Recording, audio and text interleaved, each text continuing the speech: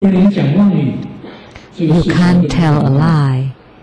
You can't tell a lie about this kind of things. In front of True Buddha disciples, that for each ceremony here at the Taiwan Tsang Temple, there are thousands of people, tens of thousands of people. If someone dares to tell a lie, that's not allowed. So what's spoken here is the true Buddha Dharma. That every individual embodies the Buddha nature and everyone is equal. And I don't scorn anyone, because by scorning someone is the same as scorning oneself. Because everyone has Buddha nature. We are all transformation bodies of the Buddha. How can you scorn others? That before I told this joke, that there are many uses to a pig. That the pig's hair can be used as a brush, and pig's skin can be used for shoes, and you can eat pig's ear, and then the pork especially,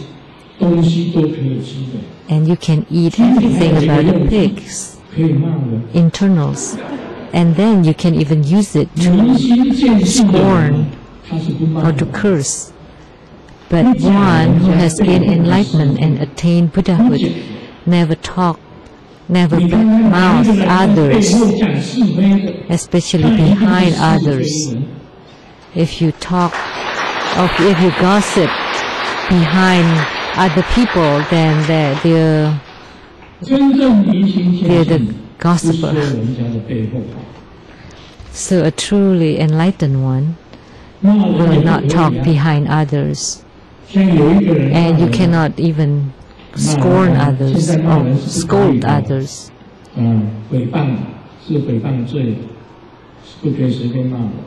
These days you cannot do that easily because you're violating, that's slandering. Huh?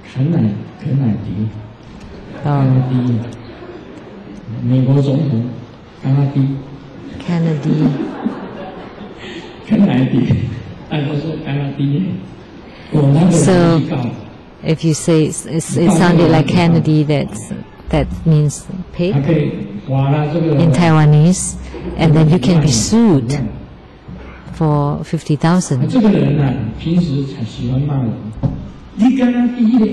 So this person liked to curse. You're a pig.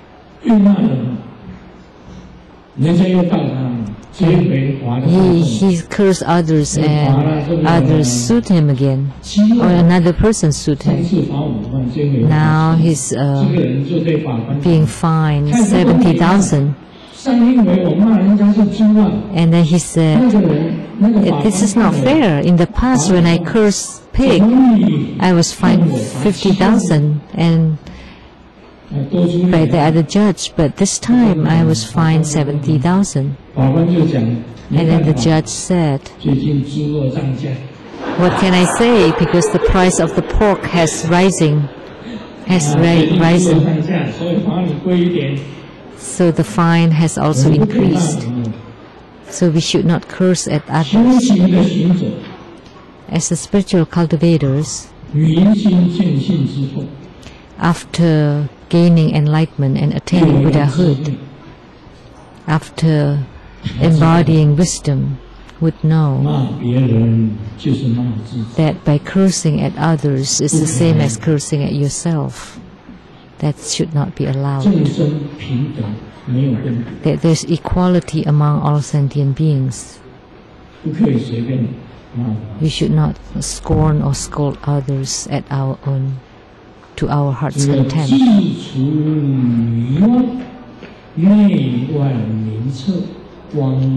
So by extinguishing our own confusion and bewilderment, and everything would be clear.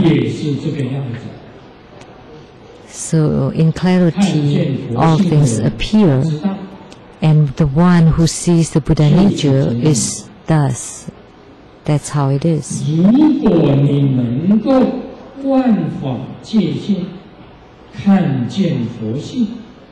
If you can be, if you can see everything and then see the Buddha nature, then that would be called a Buddha in the pure Dharma body.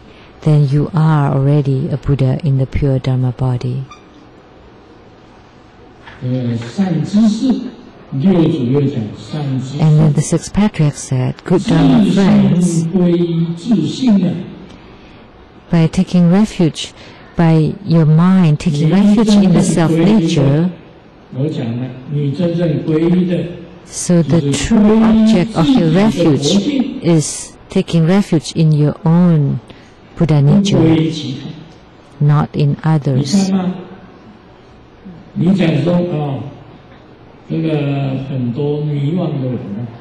So if you say there are many deluded people, and by seeing the Buddha images or statues, and you would say, oh, I'm taking refuge in this one here, the Golden Mother here, or the Akala here. And then if you go to a different temple and there's another Akala there, no, that's not the one I take refuge in, I took refuge in that one. Then they don't truly understand.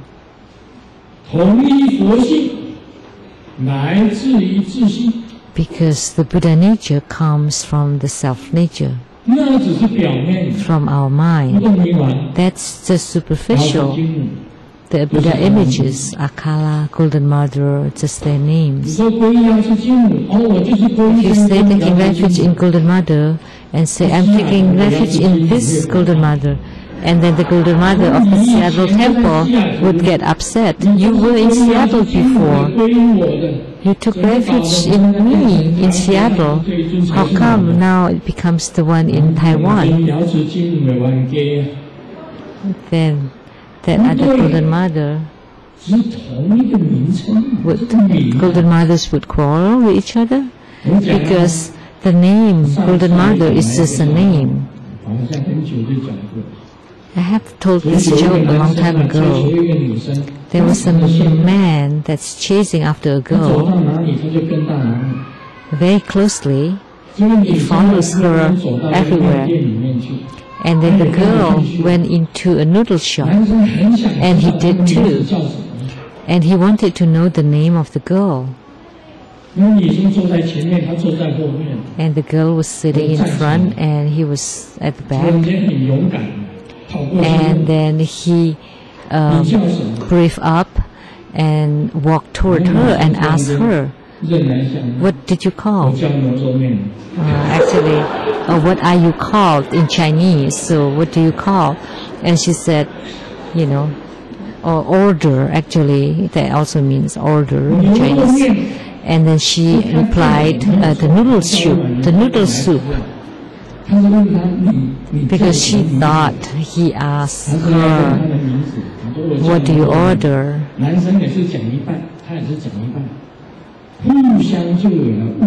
So there's misunderstanding here. This is sort of a double meaning of the Chinese word. So a name is just a superficial name. It represents the shell of the being. It's an appearance. It's not real. The Master has said, when I was born, when I was a baby, I don't look like the way I look now. When I was in high school, did you take a look at my picture? I didn't look like I am now. When I was in the military school or at the college, I also didn't look like the way I look now. So, as a human being, we can change. So, our name only represents a person at such time, at such place. It's not forever. Even our looks change.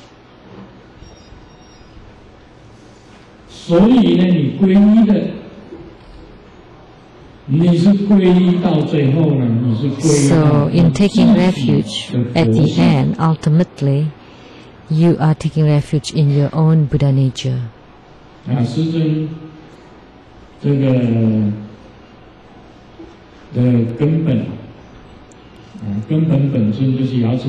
So the root deity or the yidam, personal deity of Grand Master is Golden Mother and Amitabha Buddha and Siddhigarbha Bodhisattva.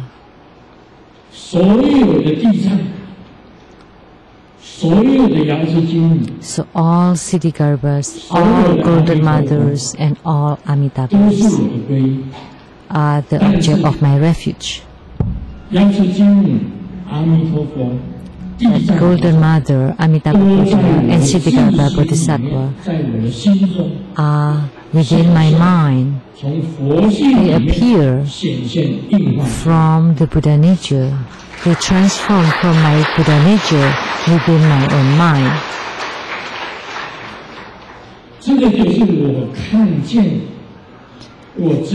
So this is what I saw personally, the sunlight and the moonlight. I truly saw the Golden Mother. I truly saw Amitabha Buddha. And I truly saw Siddhigarbha Bodhisattva, and they are all within my mind, within my heart.